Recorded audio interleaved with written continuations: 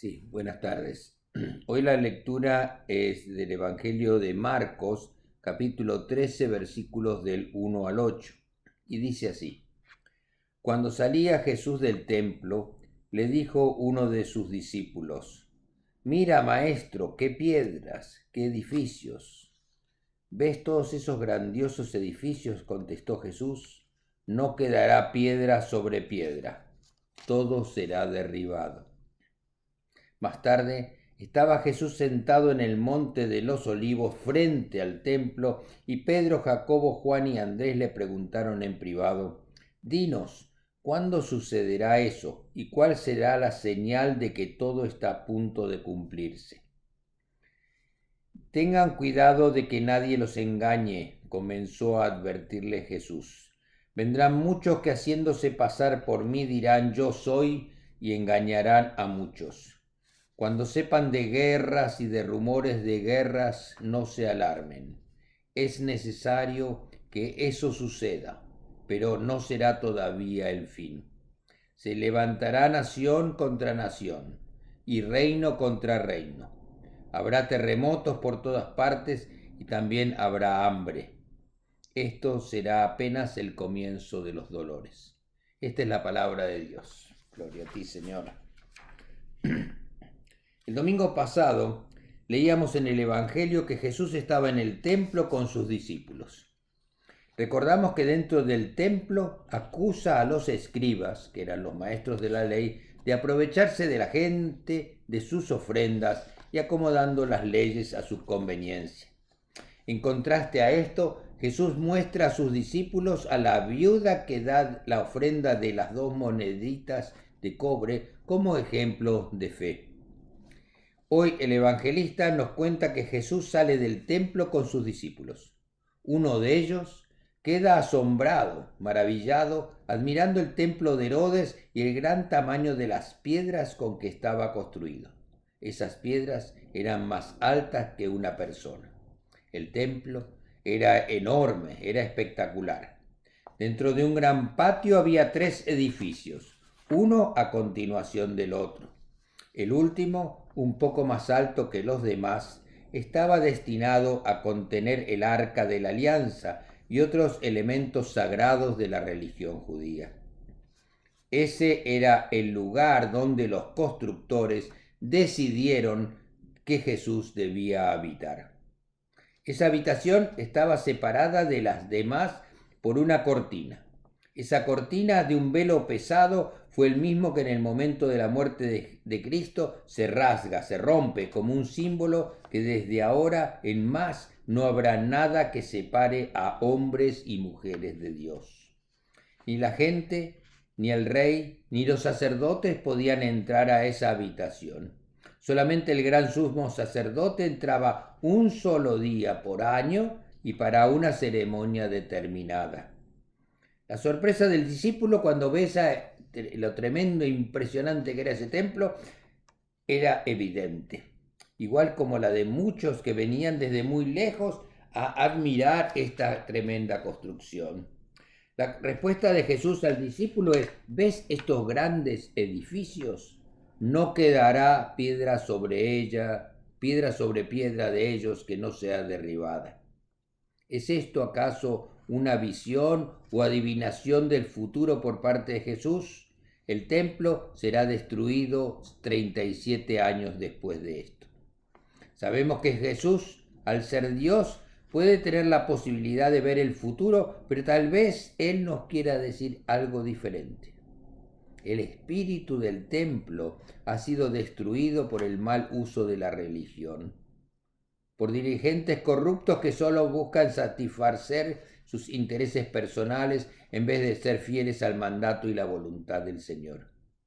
Jesús nos advierte que todo lo que es construido por humanos es pasajero. El templo está en pie enorme, pero no sirve.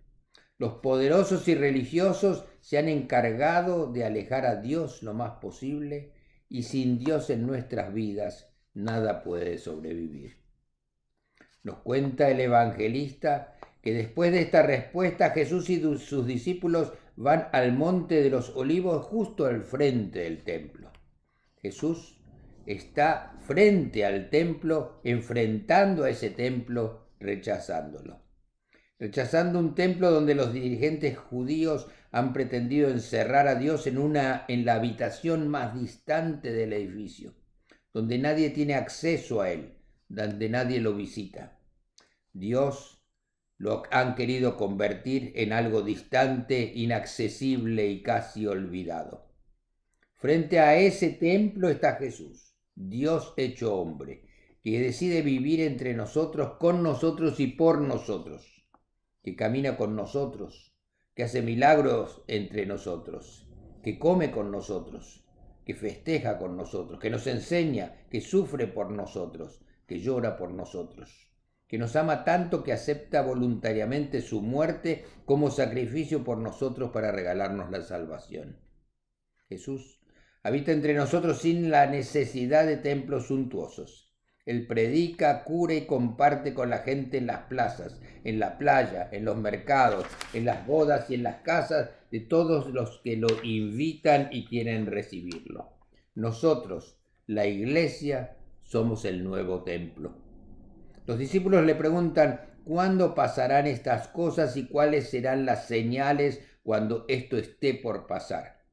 Cristo no contesta esta pregunta y en vez de eso nos advierte que los falsos profetas que vendrán en su nombre, tomando su nombre y haciéndonos creer que ellos son el Mesías, usurpando el nombre de Jesús.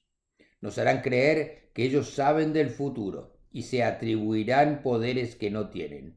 Vendrán y engañarán a muchos. Hay aquellos que, como en el tiempo del templo de Herodes, usan la religión para confundirnos y para poder realizar sus propósitos malignos. Los poderosos, los políticos, los dirigentes nos engañan creando en nosotros e inventan guerras y conflictos en todas partes para seguir vendiendo sus armas que fabrican y para tener acceso a los recursos naturales para explotarlos para su beneficio personal. Esos falsos profetas están llevando al mundo a la destrucción, a las guerras y conflictos, a cambios climáticos que traerán catástrofes de la naturaleza. Esas ansias de poder y de riqueza crean e imponen modelos de vida a seguir, llevándonos a creer que necesitamos cosas que no son importantes. Cuando no las tenemos, se crean frustraciones, violencia, depresiones, conflictos. Es la nueva adoración a los ídolos que han sido creados para separar y alejar al hombre de Dios. Jesús nos llama a ser fieles, a no dejarnos confundir, a no alejarnos del camino que Él nos señala. Él nos advierte que habrá guerras, naciones pelearán contra naciones, y habrá hambres y terremotos en muchos lugares y dolores y sufrimientos. Cuando leemos esta parte del Evangelio, ¿no sienten ustedes que es como si hubiéramos prendido la televisión y estuviéramos viendo las noticias?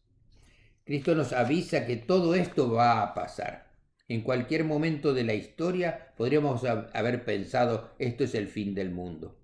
Permanentemente aparecen los profetas que nos hablan de que se acerca el fin del mundo, según ellos.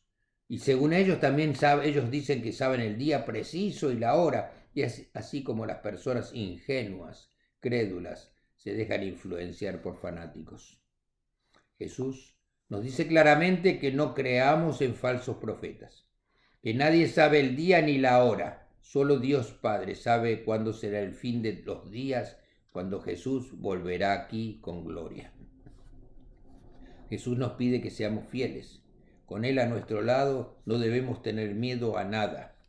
A pesar de los sufrimientos y dolores, Él nunca nos abandonará. Es su promesa, que Él nos sostendrá en medio del caos. Jesús nos pide que pongamos a un lado nuestros miedos y nos invita a disfrutar de la vida y de todos los regalos que Él nos da cada día.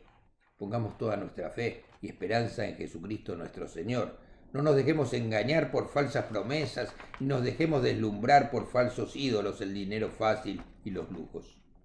No nos dejemos arrastrar por envidias o propagandas que nos dicen que debemos hacer tal o cual cosa, que debemos ser así o asá. Todas esas influencias en la televisión y en las revistas tratan de alejarnos del camino para seguir a Cristo. A cambio de estas propuestas, que solo crean conflictos y dolores, debemos vivir las cosas sencillas, tal como son.